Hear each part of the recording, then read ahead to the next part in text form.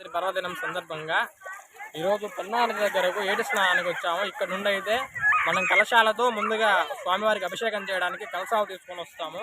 కలశాలన్నీ శివలింగం కూడా అక్కడ ఏర్పాటు జరుగుతుంది. శివలింగం దగ్గర పెట్టి కలశాలన్నీ తర్వాత అభిషేక కార్యక్రమం జరుగుతుంది.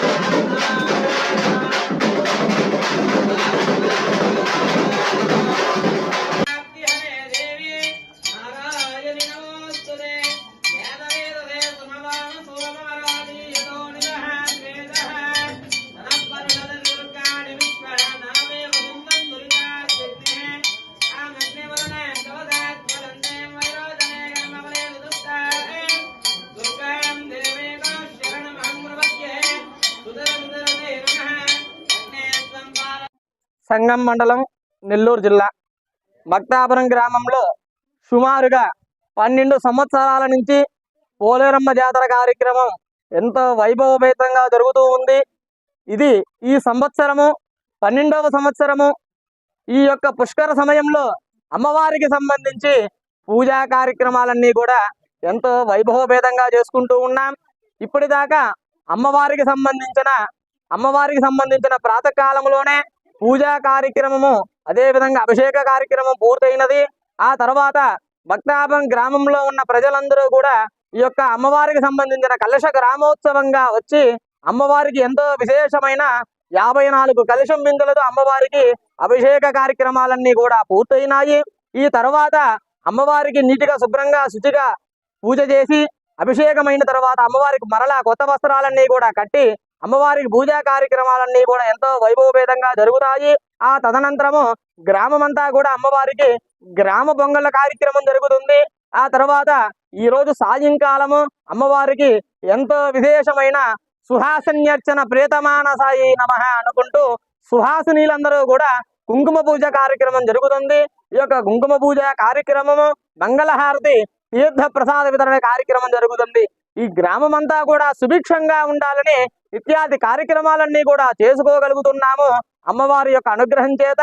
ఇదే విధంగా ఈ యొక్క భక్తాపురం గ్రామం అంతా కూడా ఆనందంగా ఉండేదానికోసరంగా అమ్మవారి యొక్క అనుగ్రహం చేత అమ్మవారు ఎంత అనుగ్రహం ఇస్తే ఇదే విధంగా ప్రతి ఒక్క సంవత్సరము కూడా ఇదే విధంగా జరుపుకోవాలి అని చెప్పి అమ్మవారిని అందరం కూడా ప్రార్థించుకుంటూ ఉన్నాం. జై పోలేరమ్మ తల్లికి, జై పోలేరమ్మ తల్లికి, జై పోలేరమ్మ తల్లికి, జై పోతురాజుకు జై పోతురాజుకు